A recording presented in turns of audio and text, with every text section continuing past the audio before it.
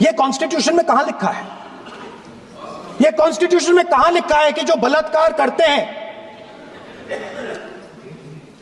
वो बाहर रहे,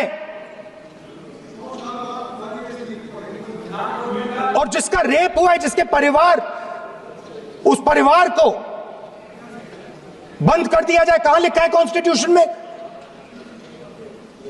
ये आपकी किताब में लिखा हुआ है, मनुस्मृति में लिखा है, मगर कॉन्स्टिट्यूशन में नहीं लिखा। और अगर आप कहते हो कि यूपी में आपका राज है और वहां पे कॉन्स्टिट्यूशन नहीं लागू होता है, वहां पे मनुस्मृति लागू हो रही है।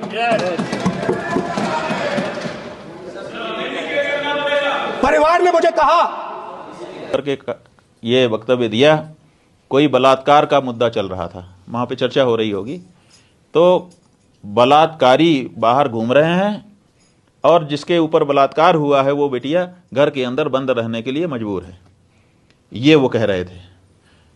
तो ऐसी कोई घटना हुई होगी जिसके बारे में वो चर्चा कर रहे हैं, उसमें हमें कोई आपत्ति नहीं है।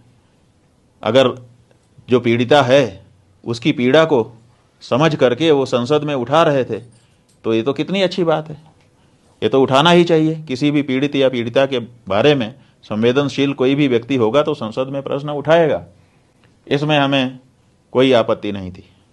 लेकिन उस पीड़ा को व्यक्त करते हुए उन्होंने क्या किया, और आगे बढ़े, और आगे बढ़ करके उन्होंने कहा कि हमारे संविधान में यह नहीं लिखा है। बलात्कारी को संरक्षण देना, माने हम शब्द हो सकता है आगे पीछे हो, जो भाव है वही कि बलात्कारी को संरक्षण देना हमारे संविधान में नहीं लिखा है। और फिर उन्होंने उंगली दिखा करके कहा अपने सामने वाले पक्ष को, माने सत्ता पक्ष को, क्योंकि वो तो विपक्ष के नेता है, उंगली दिखा करके कहा, वीडियो है उपलब्ध है, कि तुम्हारी किताब में लिखा है। अब सवाल यह है कि वो कह रहे हैं कि संविधान में नहीं लिखा है ये, और फिर कह रहे हैं तुम्हारी किताब में लिखा है। अब प्रश्न हो गया कि वो तुम्हारी किताब कौन सी है? सत्ता पक्ष के ऊपर उंगली दिखा करके वो कह रहे थे कि तुम्हारी किताब में लिखा है। हम लोग सोचने लगे इतना सुन करके कि उनकी कौन सी किताब है जिसमें बलात्कार को संरक्षण लिखा है, लेकिन ज़्यादा देर तक हमको सोचने का अवसर नहीं मिला, क्योंकि उन्होंने खुद साफ कर दिया अगले वाक्य में, फिर उंगली दिखा करके उन्होंने कहा मनुस्मृति में लिखा है। अब सवाल यह है कि मनुस्मृति हम हिंदुओं का धर्म ग्रंथ है, हम मानते हैं और पूरा विश्व मानता है कि इस संसार में सबसे पहला संविधान अगर कोई बना तो वो मनुस्मृति बनी। तो मनुस्मृति तो सबसे पुराना विश्व का संविधान है, और उस संविधान से प्रेरणा लेकर के जाने कितने संविधान रचे गए हैं, और हम तो आज भी उसके अनुसार अपना जीवन चलाते हैं। मनुस्मृति की किसी बात से आप असहमत हो सकते हैं, हो सकता है कि आपको समझ में ना आ रहा हो सकता है परिस्थितियों का बदलाव होने के कारण आपको बात अलग लग रही हो। आप ये कह सकते हैं कि मनुस्मृति की ये बात हमको समझ में नहीं आती है, हम इसको नहीं मान पा रहे हैं, इसमें कोई बाधा नहीं है। लेकिन आप मनुस्मृति को आक्षेप कर रहे हैं कि तुम्हारी किताब में लिखा है, मनुस्मृति में लिखा है। इसका मतलब है कि दो बातें साफ हो गई। एक, उन्होंने ये कहा कि ये तुम्हारी किताब में लिखा है।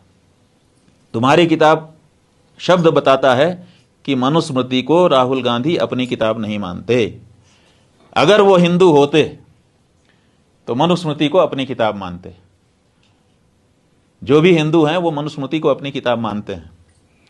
केवल मनुस्मृति को ही नहीं, 18 स्मृतियां हैं, उन 18 को हम अपनी किताब मानते हैं, और वही धर्मशास्त्र कहलाता है। जो स्मृतियां हैं वही हमारा धर्मशास्त्र है, और धर्मशास्त्र से ही निर्णय करके हम अपना जीवन आगे बढ़ाते हैं। उसमें मनुस्मृति सबसे प्रमुख है। तो मनुस्मृति हम हिंदुओं का धर्म ग्रंथ है, धर्मशास्त्र है। लेकिन वो कह रहा है खड़ा होकर के संसद में कि तुम्हारी किताब में, माने मेरी किताब नहीं है, वो तुम्हारी किताब है। इसका मतलब है कि वो मनुस्मृति को अपनी किताब नहीं मानता, और जो मनुस्मृति को अपनी किताब नहीं मानता वो हिंदू कैसे हो सकता है?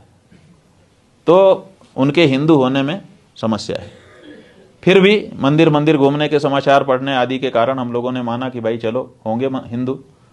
तो हम लोगों ने उनको एक चिट्ठी लिखी और इसका प्रस्ताव पारित किया वहीं धर्म संसद में कि आपके वीडियो दिखाए गए संसद में, आपने वहाँ पर दो बातें कही हैं। एक तो मनुस्मृति बलात्कारियों का संरक्षण करती है, ऐसे आशय आपने प्रकट किए, और दूसरे आपने कहा कि तुम्हारी किताब, माने आप उसको अपनी किताब नहीं मानते हैं।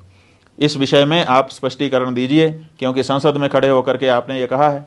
अगर बाहर भी कहते तो एक बार हम लोग कमजोर मानते उनके कथन को, लेकिन संसद में तो रिकॉर्ड हो जाता है। तो ऐसी परिस्थिति में उनको पत्र लिखा गया कि इस विषय में 1 महीने में अपनी जो बात है उसको स्पष्ट करिए, नहीं तो आपको हिंदू धर्म से बहिष्कृत घोषित किया जाएगा। लेकिन 1 महीना बीत जाने पर भी उनकी तरफ से कोई जवाब नहीं आया। फिर हम लोगों ने रिमाइंडर भेजा कि आपको 1 महीने पहले, हम दोबारा भेज रहे हैं, लेकिन उसका भी जवाब उनकी तरफ से नहीं आया है। और अब लगभग 3 महीने होने आए हैं। तो आज भगवान शंकराचार्य जी की पावन जयंती के अवसर पर जब हम लोग सनातन धर्म को पुनः भारत देश में सुस्थापित करने के लिए संकल्प ले रहे हैं, तो हम समझते हैं कि इस बारे में भी स्पष्टता कर दी जानी चाहिए। इसलिए ये घोषणा करते हैं कि राहुल गांधी को उनके संसद में दिए गए मनुस्मृति विरोधी वक्तव्य के कारण हिंदू धर्म से बहिष्कृत घोषित किया जाता है।